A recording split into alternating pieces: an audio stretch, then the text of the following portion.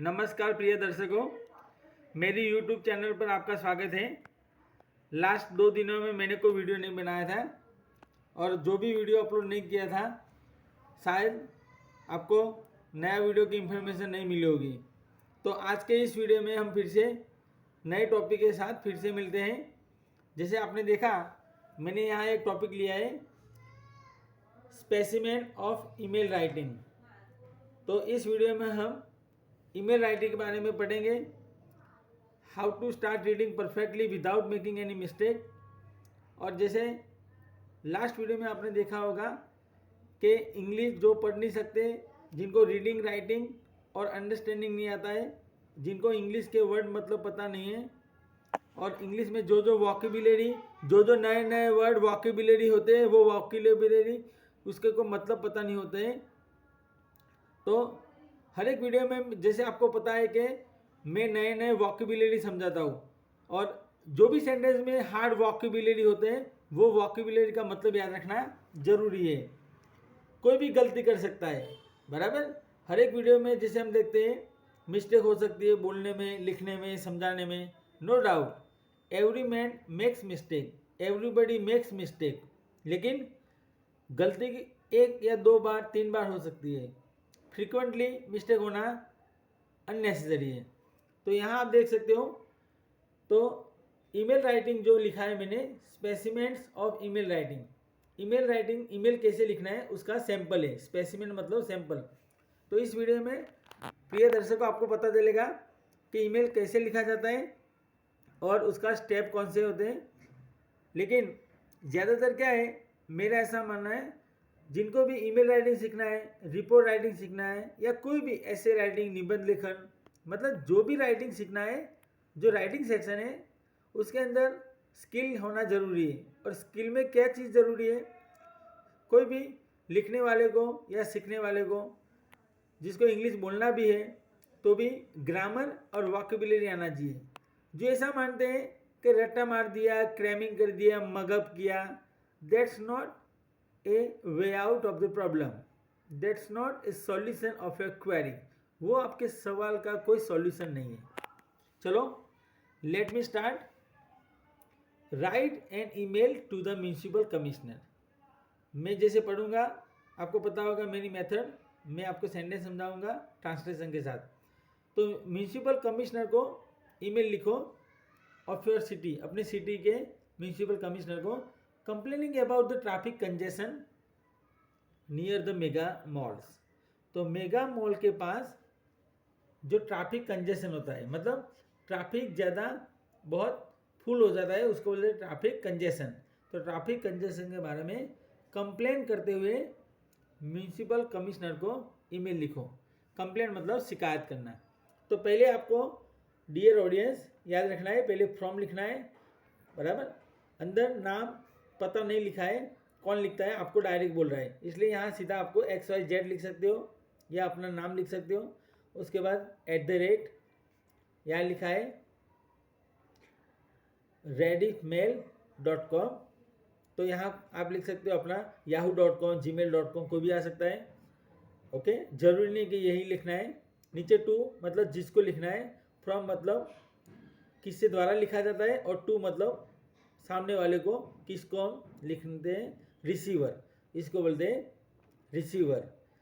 यहाँ लिखा है ABC को, बराबर, कोई भी, एनीबडी, और @ahmedabad.government.in, क्योंकि सामने म्यूनिसिपल कमिश्नर को लिखते हैं, गवर्नमेंट ऑफिसर है, इसलिए यहाँ अहमदाबाद गवर्नमेंट लिखा है।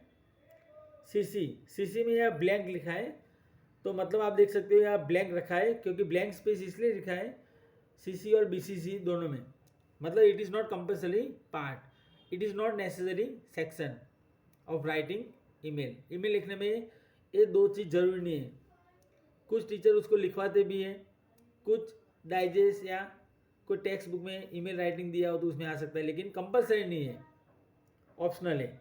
सब्जेक्ट में लिखना है, सब्जेक्ट में traffic congestion needs some urgent action from the authority. Traffic congestion needs some urgent actions from the authority. Authority मतलब अधिकारी, सब सत्ता वाले। तो सत्ता वाले अधिकारी जो है, ऊपरी अधिकारी, उनसे अर्जेंट एक्शन, तत्काल वो एक्शन ले, ऐसा ट्रैफिक कंजेशन को ज़रूरत है। तो ट्रैफिक कंजेशन होता है, उसको अधिकारियों से तत्काल एक्शन लिया जाए, ऐसी ज़रूरत है। वो आ गया सब्जेक्ट। अब नीचे लिखना है आपको डियर सर। डियर सर लिख सकते हो, या जो खास करके आप रिस्पेक्टेड सर लिख सकते हो, या रिस्पेक्टेबल सर या मैडम लिख सकते हो। It is a matter of concern for all the citizen. It is a matter of concern for all the citizen. सभी नागरिक के लिए चिंता की बात है। That there is a lot of traffic congestion near city mall. City mall के पास बहुत ज़्यादा ट्रैफिक जमा होता है। कंजेशन मतलब जमावट होना। स्टेडियम रोड स्टेशन, वो एड्रेस दिया है। During traffic office hours, sorry office लिखा है, ड्यूरिंग ऑफिस आवर्स मतलब ऑफिस के घंटों दौरान। This also happens on weekends, खास करके वीकेंड मतलब सैटरडे संडे होता है। एंड ऑन हॉलीडेज मतलब जब हॉलीडे होता है, जब रजा का दिन होता है उस दिन। मोर ओवर, इसके अतिरिक्त the companies to announce a lot of schemes, मतलब बहुत कंपनी जो जाहिर करती है बहुत ऐसी नई नई योजना। Lot of scheme to attract customer, ग्राहक को आकर्षित करने के लिए। दिस रिजल्ट, इसका परिणाम आता है नतीजा। दिस रिजल्ट मतलब इसका नतीजा होता है इन क्राउडिंग। क्राउडिंग यानी भीड़ होना, याद रखना। क्राउडिंग मतलब लोगों की भीड़ होना। This result in crowding at the mall, mall में बहुत भीड़ हो जाती है। Which is in turn makes it difficult to cater the parking of vehicles.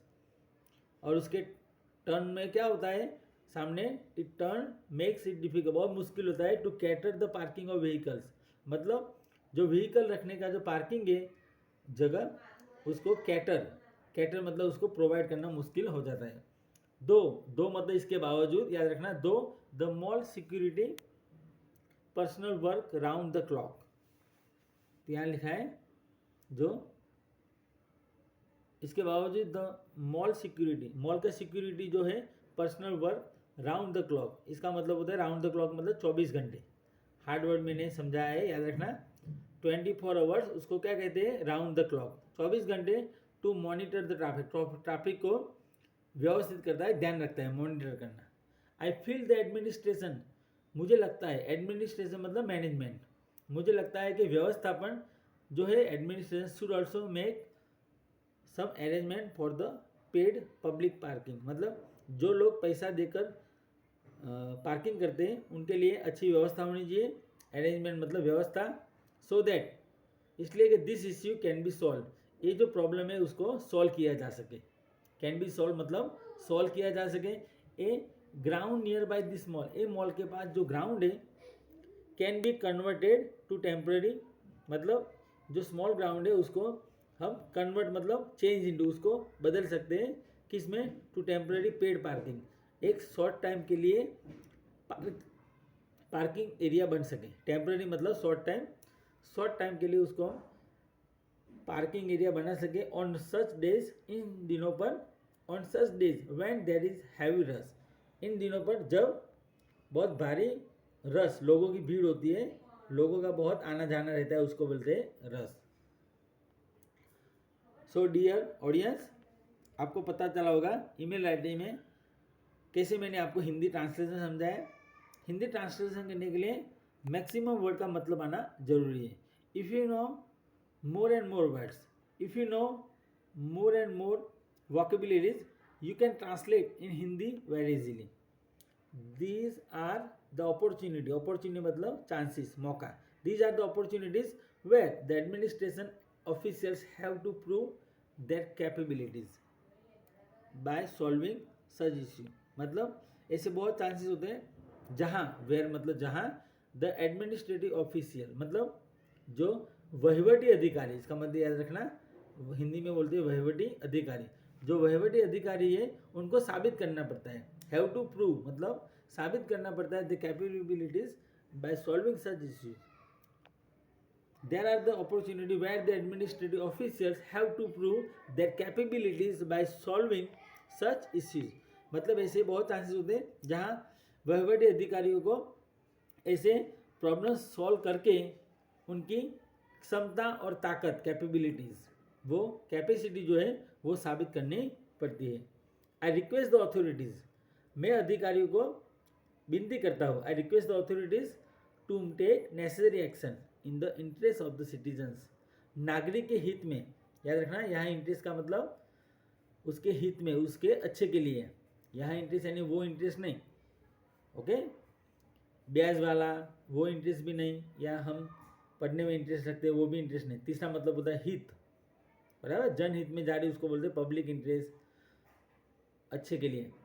तो यहाँ मतलब क्या होता है, मैं सत्ताधारी अधिकारियों को, अथॉरिटी मतलब सत्ताधारी अधिकारी को विनती करता हूँ कि जरूरी एक्शन ले in the interest of the citizen of the city and oblige. मतलब शहर के जो नागरिक हैं उनके अच्छे के लिए जरूरी एक्शन ले, ऐसा मैं अधिकारी को विनती करता हूँ. एंड ऑब्लाइज मतलब मेरी फर्ज में आता है. योर्स सिंसियरली, आपका विश्वास हो, योर्स सिंसियरली XYZ. ऊपर जो लिखा है फ्रॉम में XYZ लिखा हो, बराबर, वही नीचे आएगा, सिग्नेचर बोलते हैं उसको, ओके. यहाँ सिंसियरली के बदले ओबीडियंटली, फेथफुली और ट्रूली भी आ सकता है.